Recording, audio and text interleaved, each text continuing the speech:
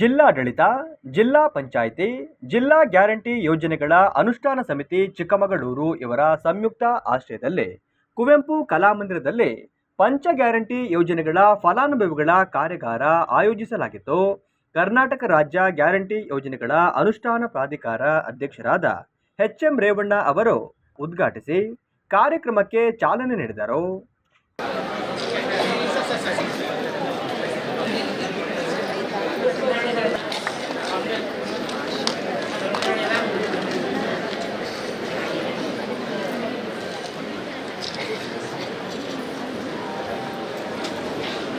ಬಳಿಕ ಮಾತನಾಡಿದ ಅವರು, ಯಾರ ಮಧ್ಯಸ್ಥಿಕೆ ಇಲ್ಲದೆ ಅರ್ಹ ಫಲಾನುಭವಿಗಳ ಮನೆ ಬಾಗಿಲಿಗೆ ಗ್ಯಾರಂಟಿ ಯೋಜನೆಗಳ ಲಾಭ ಮುಟ್ಟಿಸುವ ಕಾರ್ಯ ರಾಜ್ಯ ಸರ್ಕಾರ ಮಾಡುತ್ತಿದೆ ಎಂದರು.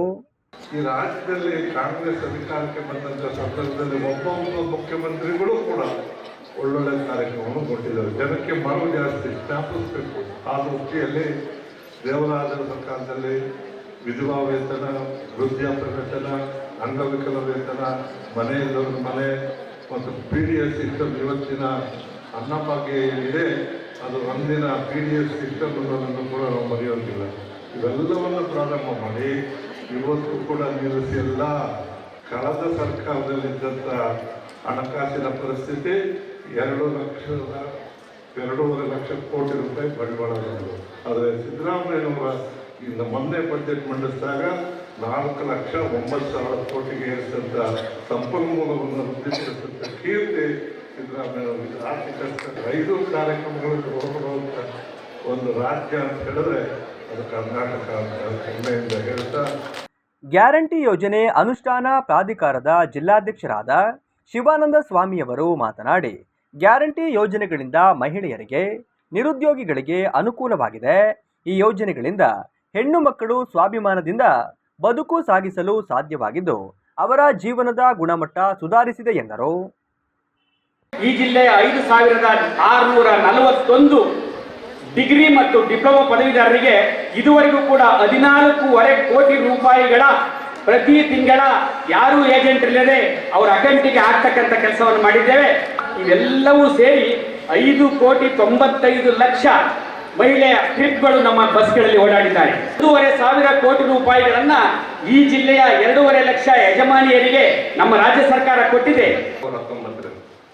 2024ರ ಚುನಾವಣೆಯಲ್ಲಿ ಮಹಾಲಕ್ಷ್ಮಿ ಅಂತ ಒಂದು ಯೋಜನೆಯನ್ನ ಘೋಷಣೆ ಮಾಡಿ 1 ಲಕ್ಷ ರೂಪಾಯಿನ ಪ್ರತಿಯೊಬ್ಬರ ಅಕೌಂಟ್ಗೆ ನಾವು ಹಾಕ್ತೀವಿ ವರ್ಷಕ್ಕೆ ಅಂತ ಹೇಳಿದ್ರು. ಬಂಧುಗಳೇ, ಇದ್ರ ಬಗ್ಗೆ ನೀವು ಯೋಚನೆ ಮಾಡಬೇಕು. ಇದನ್ನ ರಾಹುಲ್ ಗಾಂಧಿ ಅವರು ತಾವು ಕೂತ್ಕೊಂಡು ತಮ್ಮ ಕಚೇರಿನಲ್ಲಿ ಕೂತ್ಕೊಂಡು ಮಾಡಿದಂತ ಯೋಜನೆ ಅಲ್ಲ. ಬದಲಿಗೆ ನೀವೇನ್ ಮಾಡ್ಬೇಕು ಅಂತ ಆ ಹಕ್ಕನ್ನ ನಾವು ಯಾರು ನಿಮ್ಮಿಂದ ತಗೊಳ್ಳಿಕ್ಕೆ ಸಾಧ್ಯ ಇಲ್ಲ. ನೀವು ಇದನ್ನು ಮುಂದುವರಿಸಬೇಕು, ನಿಮಗೆ ಇದರಿಂದ ಅಭಿವೃದ್ಧಿ ಆಗಿದೆಯೋ, ನಿಮಗೆ ನಿಮ್ಮ ಮನೆಗೆ ಇದರಿಂದ ಒಳ್ಳೇದಾಗಿದೆಯೋ ಅಂತ ನೀವೆಲ್ಲ ಆ ಸಮಯದಲ್ಲಿ ಚಿಂತನೆ ಮಾಡಿ. ಈಗ ಚಿಂತನೆ ಮಾಡಿ ಅಂತ ಈಗ ಚಿಂತನೆ ಮಾಡಿ ಸರ್ಕಾರದ ಬಗ್ಗೆ ನಿರ್ಧಾರ ತಗೊಳ್ಳಿ ಅಂತ ನಾವು ಯಾರು ಇಲ್ಲಿರೋರು ಯಾರು ಕೇಳ್ಕೊಳ್ತಾ ಇಲ್ಲ. ಅದಕ್ಕೆ ಸಮಯ ಬರುತ್ತೆ. ಬಟ್ ಆದ್ರೆ ಸದ್ಯಕ್ಕೆ ನಿಮಗೆ ಇದರಿಂದ ಒಳ್ಳೇದಾಗ್ತಾ ಇದೆ ಅಂತ ಅಟ್ಲೀಸ್ಟ್ ಎಲ್ಲೋ ಮನಸ್ಪೂರ್ವಕವಾಗಿ ಒಪ್ಕೊಳ್ಳಿ ಅಂತ ನಾವು ನಿಮ್ಮ ಹತ್ರ ಕೇಳ್ಕೊಳ್ತಾ ಇರೋದು. ಭಾವನಾತ್ಮಕ ವಿಚಾರಗಳ ಮೇಲೆ ಅವರು ನಮ್ಮ ದೇಶವನ್ನ ಆಳ್ತಾ ಇದ್ದಾರೆ.